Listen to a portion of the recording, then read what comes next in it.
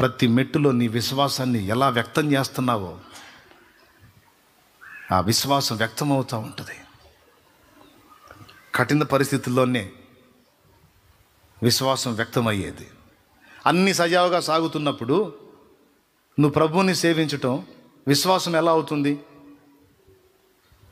మళ్ళీ చెప్తా, అన్ని సజావుగా సాగుతున్నప్పుడు నువ్వు ప్రభువుని వెంబడించడం, సేవించటం విశ్వాసం ఎలా అవుతుంది? ఎలా బయటపడుతుంది? అన్ని రివర్స్ అవుతున్నప్పుడు నువ్వు ప్రభువుని విశ్వసిస్తావు చూడు, ప్రతికూలతల్లో విశ్వసిస్తావు చూడు, ఆ ప్రతికూలతలోనే నీ విశ్వాసం అనేది నిగ్గుదేలుతుంది, వ్యక్తపరచబడుతుంది, బహుమానం అర్హమవుతుంది. ఏమంటున్నాడు? శోధింపబడిన మీదట నేను సువర్ణమై మారెదను. శోధింపబడిన మీదట నేను సువర్ణమై మారెదను. నేను వెళ్ళే మార్గము నా యేసుకే తెలియును. నేను వెళ్ళే మార్గము నా యేసుకే తెలియును. స్తోత్రం. నా కుమారుణ్ణి అంత కఠినమైన పరీక్షలో ఉంచాను నేను, అంత కఠినమైన చేదైన పరీక్షలో ఉంచాను నా కుమారుణ్ణి. దూతలారా, అనుకూలంగా ఉన్నప్పుడు అతను నాకు విశ్వాసం చూపుట కాదు, ప్రతికూలతలలో ఉండి కూడా నన్ను విశ్వసించాడు. ఇప్పుడు చెప్పండి, అతను బహుమానానికి పాత్రుడా కాదా అని అడుగుతాడు. ప్రతికూలతలలో, కఠిన పరిస్థితులలో, తను ఊహించని చేదైన అనుభవాల్లోకి నెట్టేశా నా కుమార్తెని. అయినా నన్ను హత్తుకుంది నా బిడ్డ. హల్లెలూయా. అయినా నన్ను పెనవేసుకుంది నా కుమారి. దూతలారా చెప్పండి, నా బిడ్డ విశ్వాసాన్ని బట్టి ఇప్పుడు బహుమానానికి పాత్రరాలు కాదా? అవును తండ్రి, ఆమె బహుమానానికి పాత్రరాలు.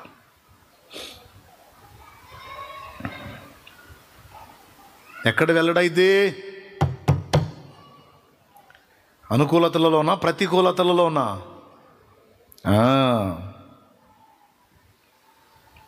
దేవునికి మహిమ. మరి ఇప్పుడు ఆ విశ్వాసం వెల్లడై నువ్వు బహుమతి పొందాలంటే ఎందులో నెట్టాలా? ఎందులో తేలాల రంగు? అది అందుకు ఒక దశలోనేమో నీకు అందుతాడు, మరో దశలోనేమో నువ్వే పోరాడంటాడు.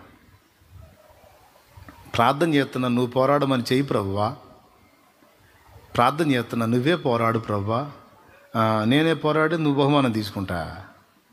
ఏ పుట్టిందమ్మా నీ పుట్టక అంటాడు. దేవునికి డాడియా రన్నింగ్ రేస్లో నేను ఫస్ట్ క్లాస్లో రావాలి, లేదా ఫస్ట్ ప్రైజ్ కొట్టేయాలని నన్ను పరిగెత్తుతున్నావు కదా, నాకంటే భలే బాగా పరిగెత్తుతున్నావు కదా డాడియా, నువ్వే పరిగెత్తవచ్చుగా, నేను కప్పు తెచ్చుకుంటా అంటే ఎట చూస్తాడు మన డాడీ?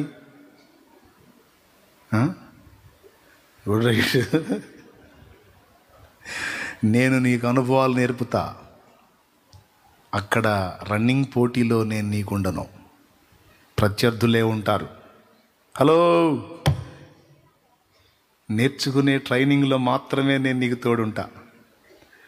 రంగంలోకి దిగిన తర్వాత ప్రత్యర్థులే ఉంటారు, నేను ఉండనురా.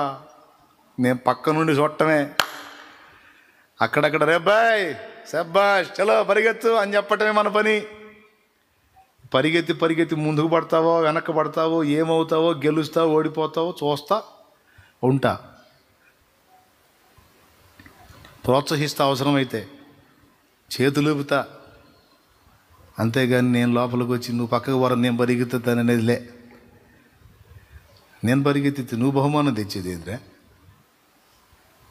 నువ్వే పరిగెత్తాలి, నువ్వే పోరాడాలి.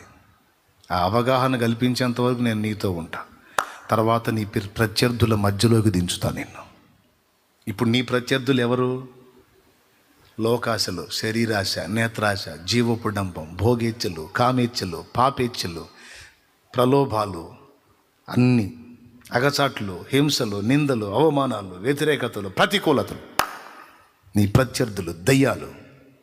దురాత్మలు, దుష్టశక్తులు, నీ ప్రత్యర్థులు, వీటన్నిటి మధ్యలో పెడతా నేను. అర్థమైతే గట్టిగా స్తోత్రం చెప్పు. అర్థం కాకపోయినా చెప్పు.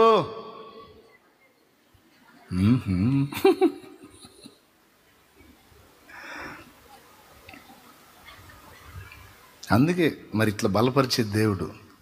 అట్లా ఉన్నావు నువ్వు. నేను ఎక్కడికి పోవాలా, నేను ఎక్కడే ఉన్నా. పరిగెత్తేవాడు ఏమనాలా? గురి వైపు చూసి పరిగెత్తాలా. డాడీ ఎక్కడికి పోవాలా? డాడీ మన పక్కనే ఉంటాడు. ఈ గట్టు ఉంటాయి, తాళ్ళు గట్టు ఉంటాయి. అయ్యా ఏం గట్టు ఉంటాయి? రోపు గట్టు ఉంటుంది కదా. ఎందుకు లేయ్యా? తాడు గట్టు ఉంటుంది. అటు తాళ్ళు ఇటు తాళ్ళు మధ్యలో వీళ్ళు పరిగెత్తాలి. తాడుకు వెలపడ తింటుంటాడు. ఈరోజు నిన్ను నన్ను అలా మన పాస్టర్లను కూడా ఇప్పుడు అంతే వదిలే నేను.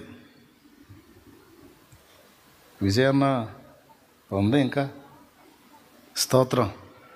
మెలకుగుండు అన్న, మెలకుగుండు. అందరూ ఉండండి. ఒక్కొక్కరిని రంగంలో దించి అట్నే వదులుతా ఉన్నా నేను కూడా. స్తోత్రం. హల్లెలూయా. ఇప్పుడు శ్యామను ఉన్నాడు రెక్క కింద. రేపు శ్యామను కూడా వదులుతా. పరిగెత్తాలి. అందరూ పరిగెత్తాలి. నిగ్గు తేలాలి. తండ్రులు కావాలి, తల్లులు కావాలి, నాయకులు కావాలి, విశ్వాస వీరులు కావాలి, బహుమానం పొందాలి, జాతి నిరూపణ జరగాలి.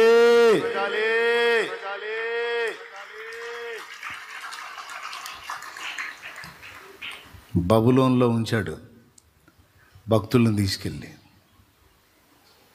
ఈ అనుభవాలే. యూదాలోనేమో అందుబాటులో ఉండి అన్నీ తానయ్యాడు. ఆ అనుభవాలు నేర్పి దేవునితో కనెక్ట్ అయిన తర్వాత బానిసలుగా కొనిపోయేటట్టు చేశాడు. ఈ నలుగురిని అందులో చేర్చాడు. చేర్చి వాళ్ళని అసలు పట్టించుకున్నట్టు దేవుడు మౌనం అయిపోయాడు. విచిత్రం చెప్పనా? వాళ్ళని దేవుడు పట్టుకోలేదు. బబులోన్లో వాళ్ళే దేవుణ్ణి గట్టిగా హత్తుకున్నారు. హల్లెలూయా, హల్లెలూయా. బబులోన్లో వారే దేవుని హత్తుకున్నారు. రాజువైన నెబుకద్నెజరు, ఇందును గూర్చి నీకు ప్రత్యుత్తరం ఇయ్యవలన చింత మాకు లేదు. నువ్వు వేడిమి గల అగ్నిగుండాన్ని సిద్ధపరిస్తే అందులోంచి మమ్మల్ని కాపాడలేనంత చేతగానోడు కాదు మా దేవుడు. కాపాడకపోయినా పర్వాలా, మేమైతే వెనకడుగు వేసేది లేదు. మా విషయంలో ఆయన అపనమ్మకస్తుడు అయితే కానీ, ఆయన కాడు, అపనమ్మకస్తుడిలాగా చేస్తే చేయని, మేమైతే ఆయనకి నమ్మకంగా ఉండాలనుకుంటున్నాం. ఎక్కడ బయటపడింది వీళ్ళ నమ్మకత్వం? ప్రతికూలతలోనా అనుకూలతలోనా? అది అర్థం కావాలి. ప్రతికూలతలో బయటపడింది వీళ్ళ నమ్మకత్వం, వాళ్ళ విశ్వాసం. అనుకూలతలో ఏడ బయటపడింది? దానియేలు ఒకవేళ యోధాలోనే ఉన్నాడు అనుకో, షడ్రకు మేషకు అభ్యర్థిగాలు యోధాలోనే ఉన్నారనుకో, నీకు నాకు తెలిసేవాళ్ళ? అది అసలు రహస్యం. స్తోత్రం. నీకు నాకు తెలియరు ఇక వాళ్ళు. ఎందుకంటే వాళ్ళ విశ్వాసానికి అగ్ని పరీక్షలు లేవు. అక్కడ పోరాటం లేదు, ప్రతికూలతలు లేవు, నిందలు లేవు, అవమానాలు లేవు, ఎదురు దెబ్బలు లేవు, అగ్నిగుండం లేదు. యోధా దేశంలో హ్యాపీ.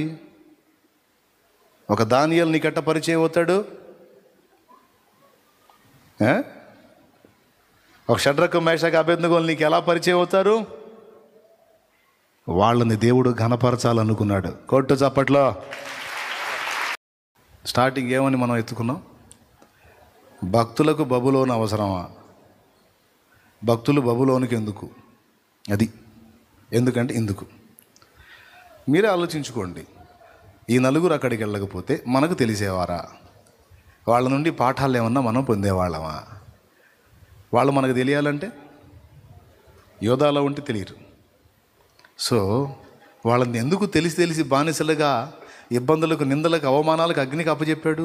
శ్రమలకి. వాళ్ళని ఆయన ఘనపరచాలనుకున్నాడు. వారి విశ్వాసాన్ని, వారి నమ్మకత్వాన్ని, వారి క్రమాన్ని. ఎంత ప్రేమ దేవుడంటే. రాజా, నువ్వు సింహాల బోన్లో వేస్తే సావనైనా సస్తా, నా దేవునితో మాట్లాడటం మానుకో అనే మాట నువ్వు అంటే నేను ఊరుకోను. నా దేవునితో మాట్లాడకుండా ఒక పూట గడపటం కంటే చావే నయం.